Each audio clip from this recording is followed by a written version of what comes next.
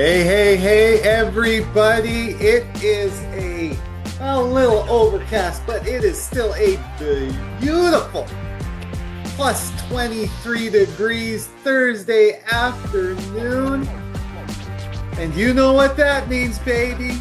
That's right. It is episode number 95 of the Real Deal Pod with Allister and Geoff. It is still me, Allister Carrington, your trusted real estate agent. It is still your trusted mortgage broker, Geoff Lee, alongside me. Geoff, buddy, how are you, my man? Yeah, I'm doing well. It's already a Thursday. Long days, short nights. You couldn't ask for great weather. What more could you ask for? Yeah, man, I know. I actually just came in from a walk not too long ago. That's what I did for my lunch break. Yeah. Man, it was fantastic outside. Beautiful. Yeah, it is. It is beautiful out there. 100%. Sunday's supposed to be plus 27, Geoff. Plus 27 Sunday, apparently. I'm going to be up in Blackcomb, so that's going to be perfect. What are you doing up there? Spring skiing. Look at you. What? So you ski on dirt? I don't know. I have two passes that I got to burn and wait, just bring some bevies up there and work on my suntan. I have no idea yet. Look at you, man. That sounds like fun, though. It's going to be good. It's going to be good. Good for you. Good for you. I got nothing planned but working and spending time with the family. So that's it. That's all I got. It's still good, though. Still good. Yes, sir. All right, man. Well, let's get in today's pod. I know we got a bit to talk about, so we will start, as always, with the hottest segment in podcast, and that is... Did you know? That's right, baby. Did you know? All right. Here's one that every homeowner, buyer, seller, and frankly, every realtor needs to hear this one. So, recently, a couple in Quebec bought what most people would call their dream property. It was a lakefront, premium location, just under $1.6 million. So big purchase, big moment, the kind of home you picture making memories in. Then, after closing, they learned something nobody told them up front. 4 years earlier, that home was the site of a violent home invasion. So a man broke into the property. He attacked the homeowner and her adult daughter, and in self-defense, the homeowner stabbed the intruder. So he fled, he took off, collapsed outside near the front entrance, and then later died in hospital. So now, this is when it becomes a major real estate story. So when the sellers completed the PDS, the property disclosure statement, they answered no to the question asking whether there had been a violent death or suicide in the home. Their position was the man didn't technically die inside the home. He later died in the hospital, so they believed their answer was accurate. The buyers, of course, they have a completely different view. And their argument is simple. If we knew the full story, we either wouldn't have bought the home, or we certainly wouldn't have paid the price. And now they're suing for $425,000, roughly 25% of the purchase price, plus damages. So think about that. Not because of a leaking roof, not because of foundation cracks, not because of hidden mold, because of what they believe was a hidden history. And so this is where the case gets fascinating, because it lives in that gray area between technical disclosure and practical honesty, because the sellers reported, they disclosed that there had been an intrusion or altercation on the property, but didn't characterize it as a violent death in the home. So the court is now left to question what matters more, literal wording or the spirit of full disclosure. So what do you think, Geoff? Where do you side on that? You know what? I think I side on the side of the buyer. Again, if I know of something that is going to not be very attractive in the purchase, I want to know about it. So someone dying outside on the front doorstep, yeah, I think that's a pretty big pretty big omission. Yeah. And so I agree too. And one of the things that I will say, I mean, we can't say this is a sure case all the time, but more often than not, judges will also agree with the buyer over over the seller. And so this is one of the reasons why when I sit down and when I'm going through the listing, going through listing a client's home, it's so important that, as realtors, we take time to explain the property disclosure statement to our clients. Yeah. Now, we as realtors have to remember we can't fill that out. So, no way, shape, or form should we be ever implied as telling them what to answer on that property disclosure statement. But it is so important why we explain to our clients why it's so important for them to fill it out and be truthful, because it can come back and get you in the end. Where, like, and this couple is an example of $425,000, right? They're being sued for, and I believe this was 4 years. This has been 4 years after purchase. Oh, Yeah, right. that they're going back, right? And then there's the other side to it too, that we have to, because this is in Quebec, right? Here in British Columbia, we as realtors don't have to disclose if somebody has died in there. Oh, No, because it's been changed now. It used to be considered what was called a material latent defect. So that was something that you couldn't directly see in the property, but it was something that would affect you loving and liking that property. Now it's been switched over to a stigma. And a stigma is just something like, well, for some people, a death in the house could be an exciting thing and people would pay more for it. So it's just something that's affected the property, right? mhm. But if you are asked directly as a realtor, if the other realtor or if the buying clients that are there during the showing, if you are asked directly if somebody had died in the property, there's no dancing around it.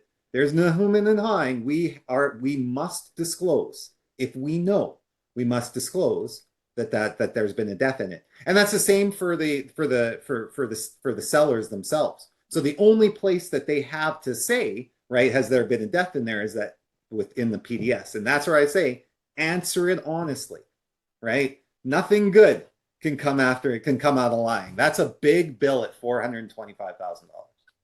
Yeah. Yeah. Especially after 4 years from Ex- owning the home. right. Exactly. Exactly. So that's the did you know? It's something that, it doesn't come it comes up often, but we don't talk often enough about it, if that makes any sense. It's one of the more important documents when you're buying and selling, right? Because of course when you're buying, you should go through the PDS, right? Of course you should be asking to see the PDS. And so it's one of the more important docs that kind of gets overlooked. Yeah. Yeah.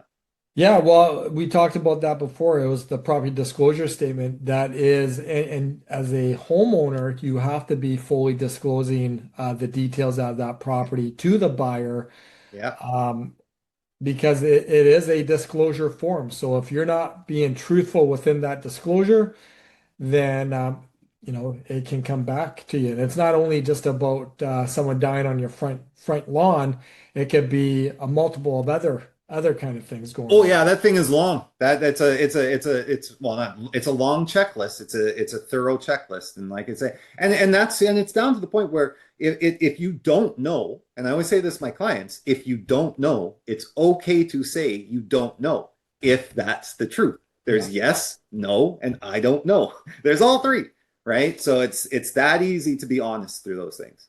I believe in some provinces they don't even have a property disclosure form. I've heard that. I I've believe heard that. Alberta, and I could totally be wrong, but I don't Is believe it? they have a property disclosure form. It could be, I should ask a friend of mine. She's a realtor out there. I should ask her about that because yeah, that's it's an important form. It's an Yep. important form.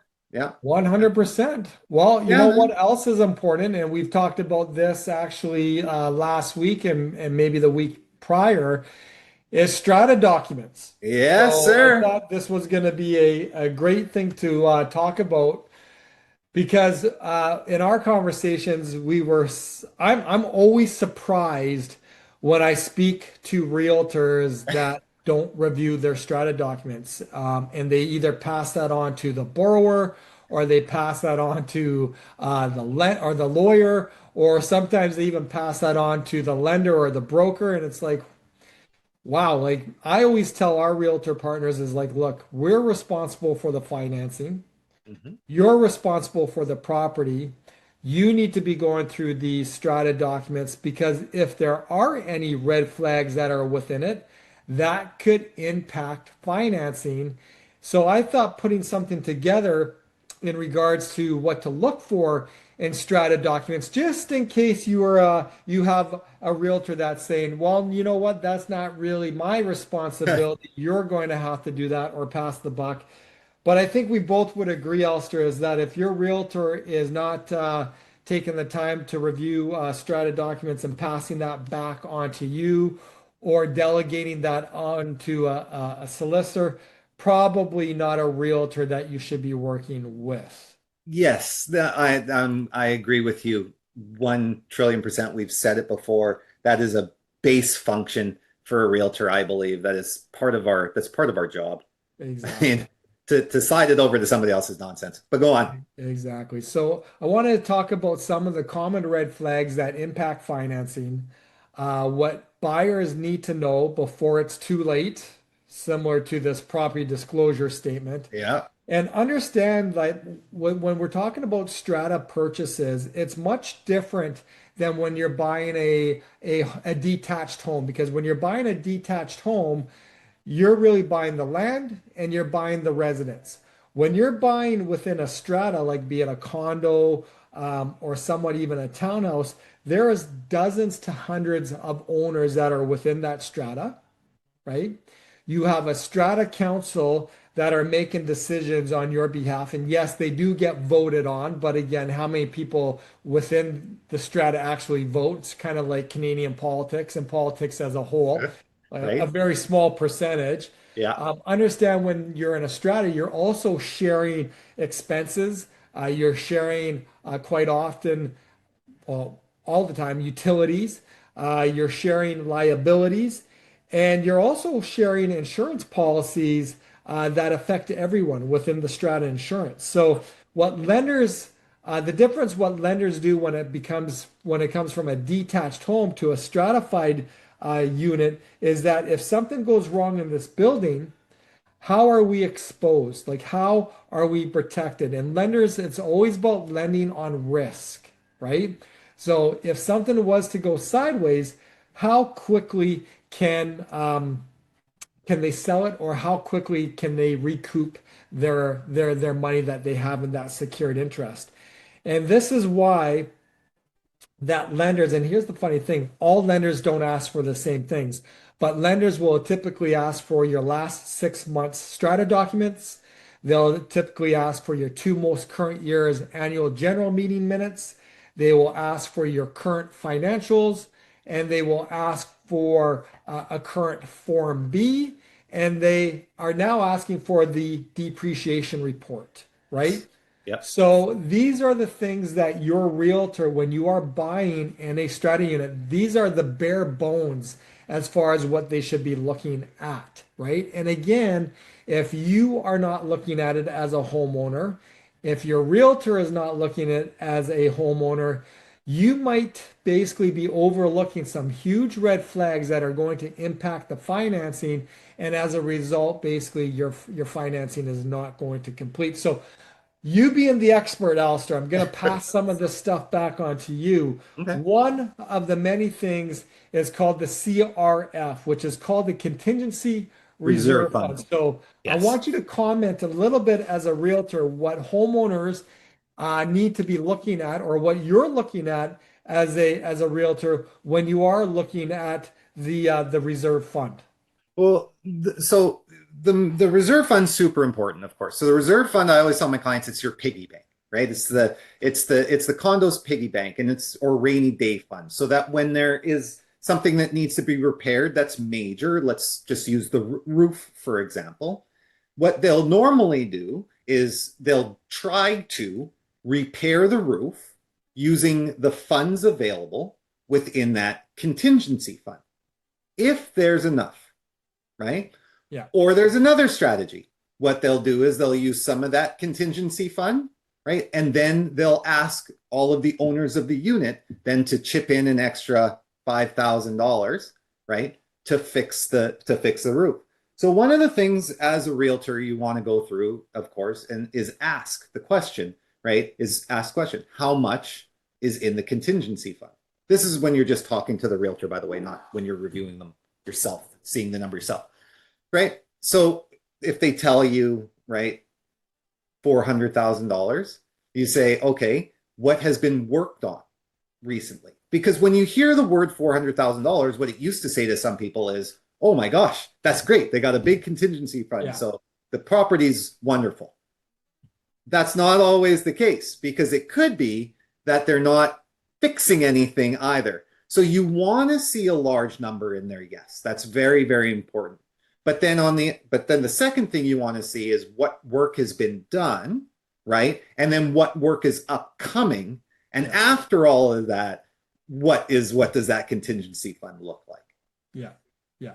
And again, just to kind of sum it up and bring it kind of all in, like some of the red flags, folks, is when you're looking at the contingency fund, if that balance is also too low relative to the size of the building. The building Right? itself, yeah. The number of units, yeah. And I think you bring up a really good point is that a lot of times you'll take a look at a contingency fund, you'll see $1 million in there, but to your point, it's like how much work needs to be done? Like Yeah. what is the upcoming work? And this is also why the depreciation report is very, very valuable, right? So also keep in mind some of the red flags are the contributions are minimal or stagnant. Like again, how often are those condo fees raised? I'm amazed when I speak to some realtors down in old Vancouver Oh, where we have all these old strata buildings and the condo fees are like $200 and the building is like 35 years old. I may be exaggerating here a little bit, but it's just like, well, what's going on here? Like, why are the strata fees so low, but the repairs in this building and the assessments that are coming up and the future repairs are going to be so high, those right? are the candidates for the $8,000 levies, Geoff, that we talk about strata owners being hit with this year. Yeah.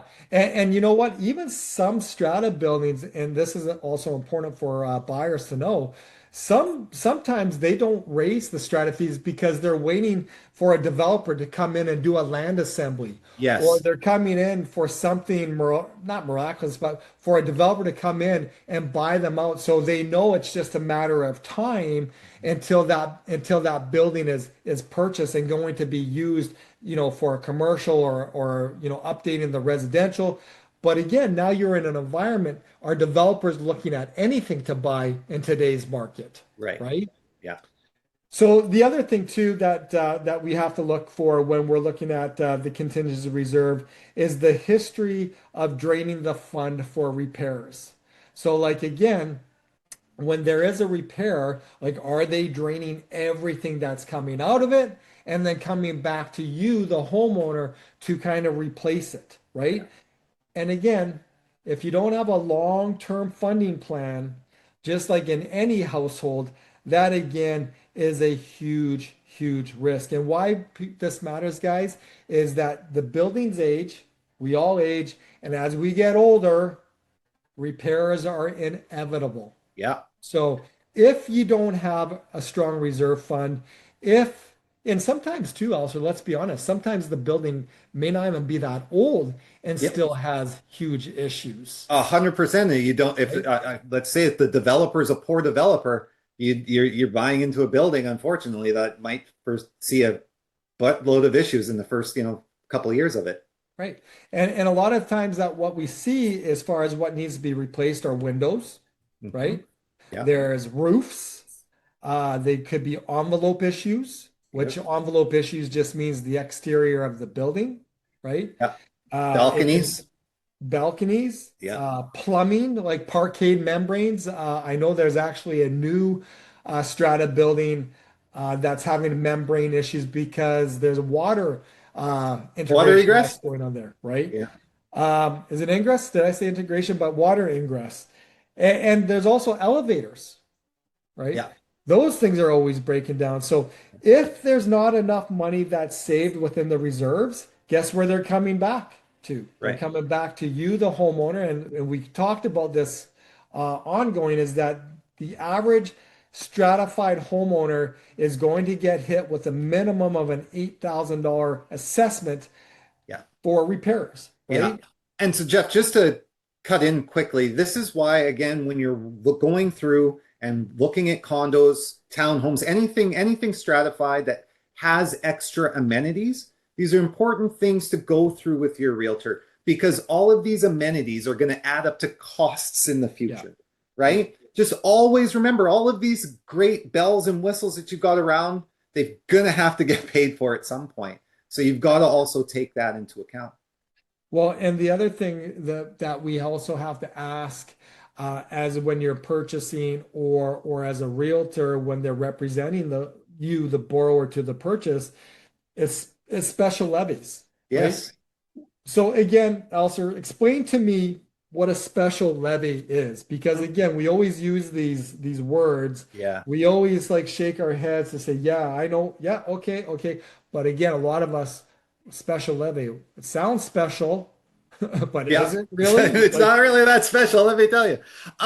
Special levies are really they're repairs that are outside of the normal day-to-day cost of operating the building. And so it goes right back to your contingency fund. mhm, So if let's say they're going to repair the roof, let's say, and the roof is going to cost $80,000 to repair or $100,000 yeah, to repair, let's say, and they only have $50,000 in the contingency fund to repair the roof, what they might do is say, okay, well, let's drain the contingency fund to zero, use $50,000 from there to pay for the roof, but oh no, now we're short $50,000. So now this is where they come to all of the units in the building and say, hey guys, we need you all to pitch in your share to repair this roof. And it's going to cost each one of you guys $5,000 and we need it in the next 3 months. yeah. Well, and here's the other thing that a lot of people don't think about it. Think about it on the lending side of things. And this Yeah. is how lenders will look at it. So you Yes. now take a look at that $50,000 levy that's coming in. You take Yeah. a look that it is a shared it is a shared expense. Yeah. So a lender is now going to add that amount into your debt calculations. Right. And they're going to say, okay, well, do you have the ability to pay for that upcoming levy? Do you have, if you're going to borrow it, and we talk about debt servicing, how is that going to affect your debt servicing? So now, are you really able to afford the property that's having this special levy? And again, it may reduce your power, your borrowing power, or it may just basically, in some cases, just get declined because you as the buyer getting the financing, if you throw in that additional debt in order to take care of that levy, you're not able to do it with liquid cash. You need to borrow it, credit cards, lines of credit. And we talked about this before.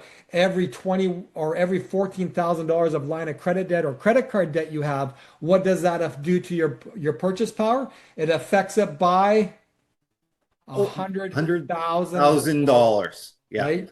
Yeah. So again, special levies are another thing that, again, as a buyer, you need to know when you're purchasing a condo or a townhouse or any stratified unit. Exactly. And just to tag on, sorry, Jeff, just to tag on to that again, when you're touring with your realtor, right, that should always been that conversation should have gone if the realtor had time to do a discovery call with the other realtor on that property beforehand.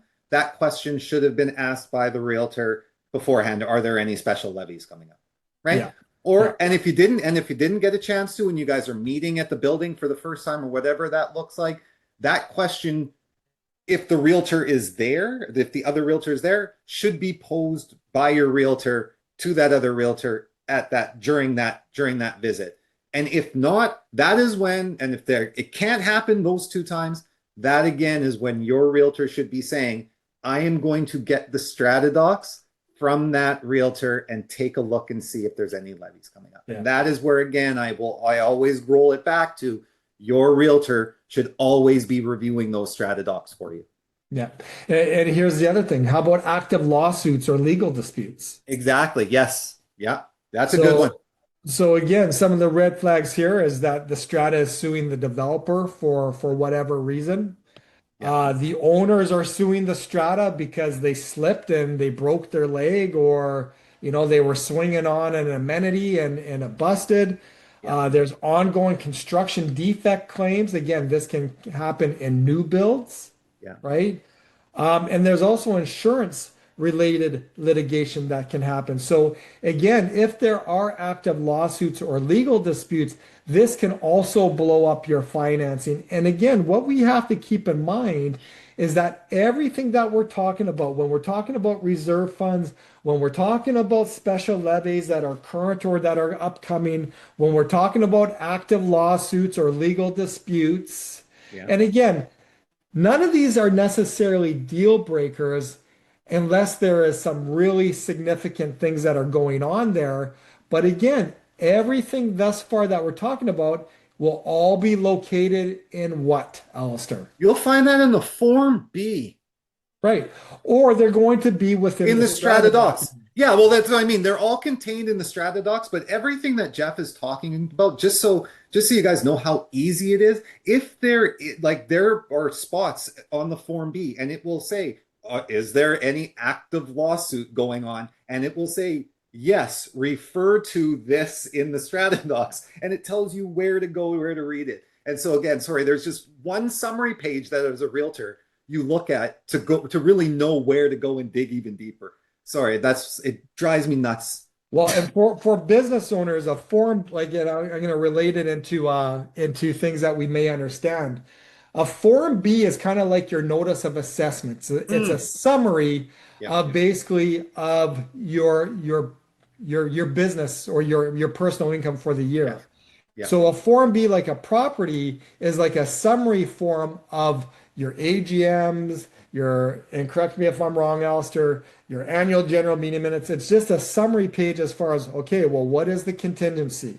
What are the confirmation of the strata fees? Are there any kind of legal issues that are currently going on? yeah. Like, Where's the example, parking stall number in the locker and the locker number? Yeah, right. So it is basically almost like a cheat sheet in a yeah, little bit of ways. Whereas if there is an issue, there'll be a box that's checked off, which then again, all right, now we got to dig a little bit deeper in here. right. But again, if your realtor is just only looking at the Form B and not the No, remainder of the strategy docs, that's what you also do not want. you don't. Yeah, exactly. You don't want that either. Yes. No, no, no. There, no Cole's notes. It's just a guide. Your Form B is a guide. So again, another red flag that can impact financing on on the strata side when you're buying a townhouse, when you're buying a condo, are insurance issues. Yes. So remember, when you are buying a detached home like a house, you have to get your own insurance, Mhm. right? When you are buying within a condo or within a stratified unit, that strata is getting insurance. Yeah. You as a homeowner might get separate insurance for water or for content, but the whole building itself is insured through the strata, Yeah. right? Yeah. So again, some of the red flags is when that insurance has huge deductibles of $250,000 to $1 million. Some of the red flags if there's difficulty renewing that insurance. So again, that's a question that your realtor should be asking because most homeowners are not going to be asking that questions. Rapidly increasing premiums. Like, tell me what the premiums have been from year one to where we are now. Again, most homeowners are not going to be doing that. A seasoned, a well-experienced realtor is going to be asking those uh, incomplete or unclear coverage. So again, what kind of insurance coverage do they have? And why this matters is that if the building has any kind of water damage, if it has poor claims history, if it has a high risk of construction, it can become very, very expensive and at times even impossible to insure the property, right? And keep in mind, folks, is that typically that insurance can happen and is looked at after you're removing the subjects and they've been removed, and now the lender is asking that as a solicitor condition. So remember, like what we've talked about last time, Alistair, I think it was last week or the week before. Sometimes the lenders are not asking for any strata documents. They're making it a solicitor condition. Right. Yeah. Now that you, the homeowner, has gone through your financing, it wasn't a condition to get your financing through the broker in the time that you needed to remove your condition of finance. They made that a solicitor condition. And now all of a sudden, this is unraveling at the solicitor's office. You now have removed your condition to finance. You are now in a firm and binding sale. And now you have issues within the strata documents, again, which should have all been caught by your realtor prior to even writing the offer or during the time of writing the offer. Yeah. Yeah. Yeah, Well, Mike drop there. that is, man. I cannot say it enough. They need to be reviewed. They should be reviewed, and yes, by your realtor. All right, we're almost there. I got a couple more that I want to go through. Now, the other issue that we're going to have, or that you may have when you're purchasing in a condo, and we're not seeing that much of this in today's market because there's just purely not a lot of condo sales, is the development that you're purchasing in, how much of it is it rental properties? How much of it is investor? Like, what is the investor ratio? What is the rental ratio to the owner occupied ratio?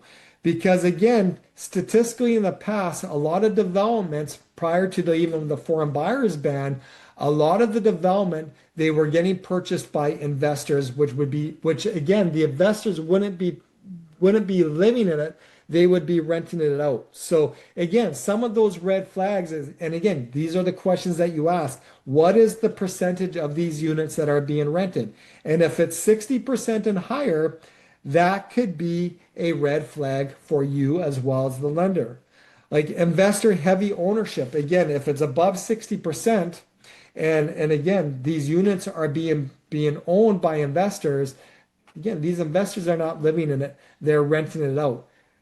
Airbnb, again, this is not necessarily a huge issue right now in Vancouver because of the short-term rental laws that have come in.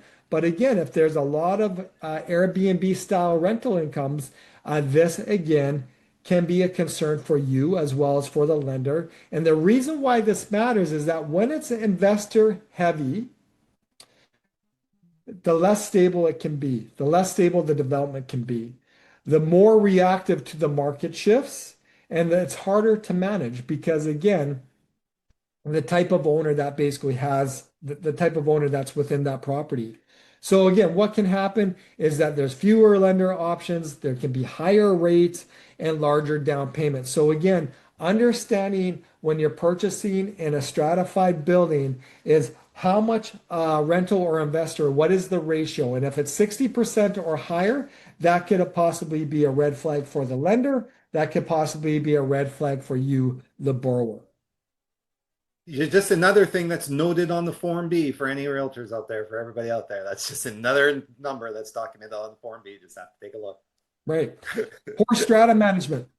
Yeah. Again, that's a big one. A Yeah. lot of lenders don't like, well, it's not that they don't like self-managed property, but they're a little bit more cautious of self-managed properties, right? Yes. Poor Yeah. strata management, poor meeting minutes. Again, as a lender, it's a red flag because it tells that the development is disorganized, or they have vague minutes. And it's like, okay, well, what exactly really is going on in here? There could be repeated unresolved complaints because it's not professionally managed. There could be conflict between owners and council. There could be a lack of transparency. So when it's not being done by a third party and it's self-managed, typically, again, most self-managed um, stratas, when you take a look at their minutes, a lot of times it's not very thorough. It's a little bit Mickey Mouse, and I'm not saying that all self-managed stratas are like that, but I'm going to say a large majority are. Yeah. You were going to jump in there on something. No, I was just going to agree with that. You have to be very, very careful with self-managed stratas because that's where also those things get hidden. Because friendships are made, right? And then Bob will be selling, and he'll be like, "Okay, Bob, don't put in the minutes that, or like Frank, don't put in the minutes that something's happened or whatever." Right? Like it's the not to say, and it's again not to say that they're all like that. It's just again you have to make sure that you're vetting the properties properly, and that means going through the minutes. Yeah, yeah. And again, And if they're messy, pardon me, and if they're messy, then it's something that's a red flag that you throw to your clients and say, we may and want to look. to your point, there could be delayed repairs. Yeah, There could be minutes that are very vague, like the meeting minutes. yeah, The financials can be in a little bit of a disarray. yeah, We recently worked on a self-managed property, and it was like, what do you mean you don't have minutes? Well, what do you mean your financials are on this Excel spreadsheet with very little detail on here? yeah. What do you mean that like you don't have actually a council because you're in transition, right? Right, It's just it's again being not having a properly managing the strata is an issue, and especially when it's self-managed, that can be a big issue and a huge red flag for you as a buyer as well as a lender. Number seven, older buildings without proper planning. Again, any building that's 20 to 30 years old that doesn't have a depreciation report. Now, I know here within the province of BC that now has changed because Allister, maybe you can explain the depreciation report and the rules and guidelines on that with stratified. well, yeah, that law came in. Shoot, and we talked about it on the pod. So my bad for blanking. It's been 5 years now, I believe. 5 years since we've had it. Where we're 26. So yeah, five or Two. four to. What's that? I believe it's 2 years. 2 years only? Okay, sorry, my bad. So it's 2 years now that we've had it, where where all stratified buildings had to become up to date with with being able to provide depreciation reports. And I think that everybody's on track to have it done by this year. I think that the cutoff was 2026, so Yeah. it was this year to have it to have it done. So your depreciation report is just basically a forecast of the repairs that are going to be needed over time. And one of the important things to understand that it doesn't mean that if you see something that needs to be fixed in 2030 that is fixed in stone, that it's going to be repaired in 2030. That's not the case. It's just saying that is now when definitely you're going to have to start making thoughts and planning for that repair to have to happen. Yeah. Right. So that's why it's so important to get that depreciation report, go through it, understand it, and then have it explained to you as well. And here's the thing, to really simplify it, because I don't want some of the realtors and brokers that are listening to this pod is like, oh, it's actually this or it's actually that. Oh, right. Here's the simple part of it. Any building that you're going to be buying is now regulated to have a depreciation report, Yes. right? That's mandated. So there should be no building that's stratified that will not have a depreciation report. Now, remember, what does a depreciation report tell you? And Alistair has touched on that. It tells you what needs fixing, tells you when it needs to be fixed, and it tells you how much it will be cost. One of the danger things as a homeowner, and again, this is also where you have to be careful when people are now running everything through Chat GPT, is Chat GPT isn't basically your realtor. Yeah. Chat GPT isn't the one that's going to tell you, the pros and the cons. this is where you need a human that understands those strata documents, because you run any depreciation report through ChatGPT, probably is going to tell you not to buy the property, 100%. right? Yeah. So it's really, really important, folks, that depreciation reports understand that they're not sexy, but they're mandatory, and understand it just outlines, to Alistair's point, what needs to be fixing, when it needs to be fixed, and roughly what it's going to cost. So again, even to Alistair's point, it might say something in 2040 or 2035, whatever that might be, and that may or may not happen. But this is also goes back to the contingency reserve, as far as where is your reserve fund and how is it going to manage. So Right. the depreciation report and the reserve fund are very, very relatable, right? And Yes. that's again something that your realtor should be basically involved, well, needs to be involved in. Shouldn't, it's not even a should, Yeah. has to be involved into it, Yeah. right? 100%. Declining owner engagement. Again, another red flag is when people that are owners in a development and there's not a lot of owner engagement. So again, you have low AGM attendance. You have difficulty forming a strata council, and there's basically the owners are really disengaged from decisions. The reason why this matters is that again, if you're inactive as a group, right? It's probably a huge indicator that there's not very many smart decisions that are being made, because it's being made by a minority, not the majority. There's probably a very strong likelihood when there's not a lot of owner engagement that repairs are going to be delayed, because again, most people don't really want to increase their strata fees for upcoming repairs. Especially if you're at a $200 and now it's going to be a 500, it's a huge jump because they haven't raised it through the years, right? And it's a concern because where's that financial management when there's not a lot of engagement? So you want to see and you want to be purchasing in a building where the homeowners are engaged and where there's proactive ownership. Because again, remember, when you're buying in a stratified unit, it's not that just you are buying it as a single homeowner. There's dozens to hundreds that are owning that building with you. So again, if there's not a lot of ownership activity in it, that's usually a good indicator as far as the type of building that it is.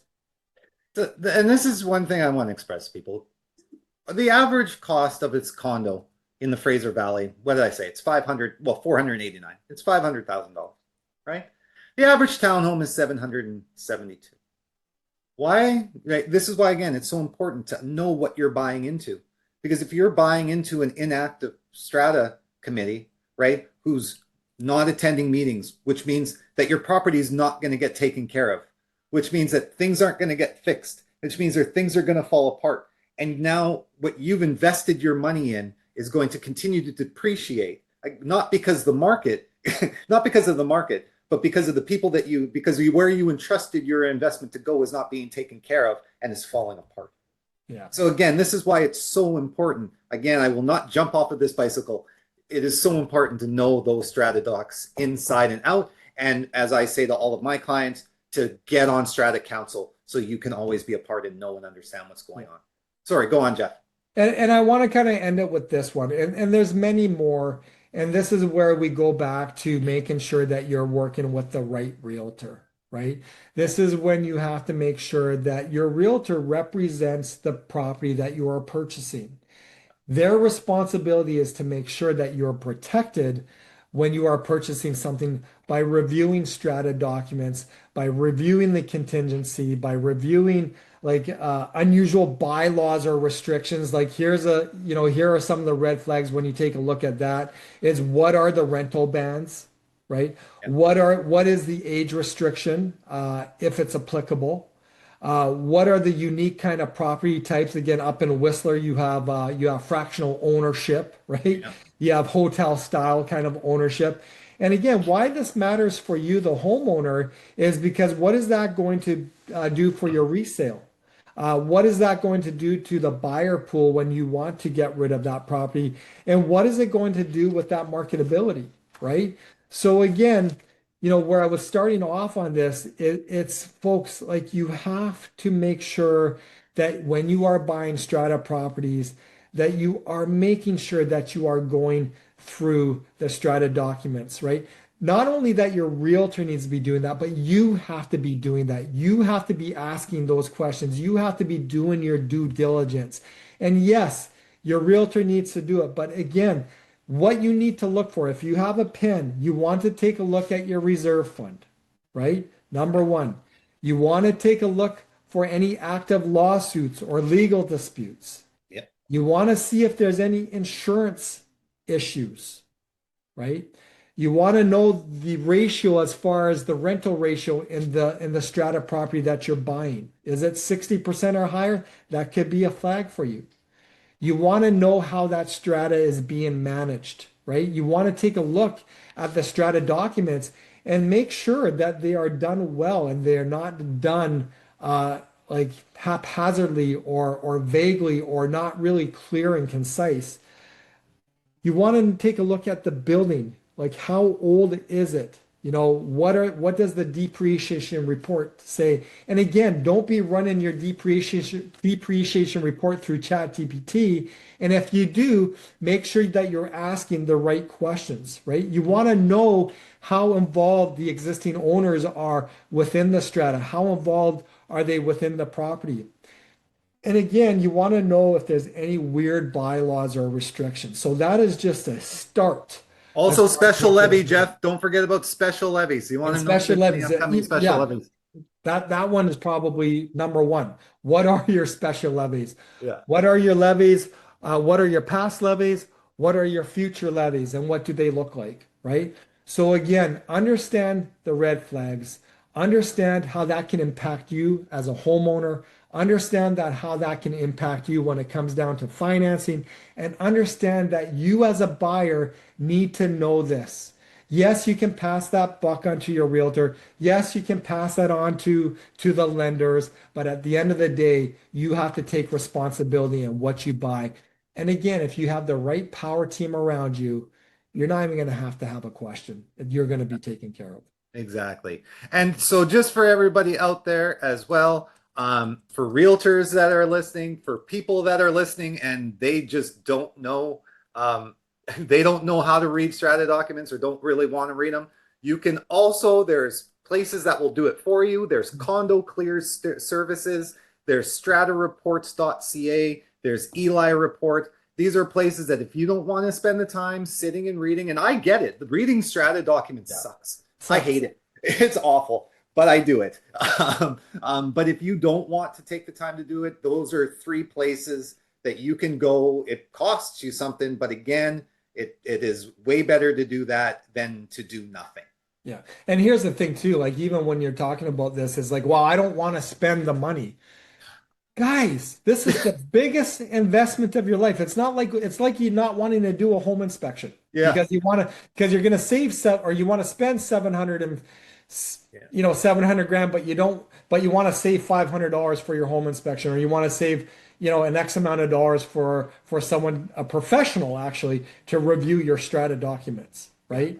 Outside of a realtor, And so which is the professional as well. well, and that's it. And so to that point too, for the realtors that say they don't want to spend the money, I just say, come on, man. It's a cost of doing business. This is our job, right? Everybody has expenses, right? This is a cost of us doing business. So if you don't want to read them, then that's your next choice as a service for your clients is to do that. And again, not to hammer on realtors, No. but here's the thing: your realtor is the professional. But I also want you to remind yourselves that there's 25,000 professional realtors in the greater Vancouver area. And the average professional realtor last year sold one house. Yeah. So is that the professional that you want to be represented by reviewing the strata documents on the biggest financial decision of your life? Yeah. Think about it. That's true. I think it's a two-way street. I'm a personal believer that both should read. And like I said, if you don't wanna read, then go to Condo Clear Services, stratareports.ca or Eli Report. Jeff and I do not get any money off of saying those people's names. I literally just Googled and I knew of the two. stratareports.ca I've never used. But just read docs. So that's it. Well, man, that's a pretty decent episode, I think. Yeah, that's a lot. Yeah, That was a lot. lots of information there.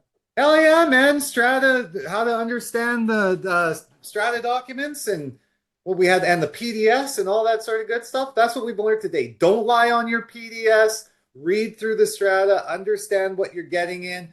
Make sure that if you are getting into a Strata property, do your best to get onto the Strata to the Strata Council. It may seem like a pain in the you know what, and normally, just so you know, Strata councils are a pain in the you know what.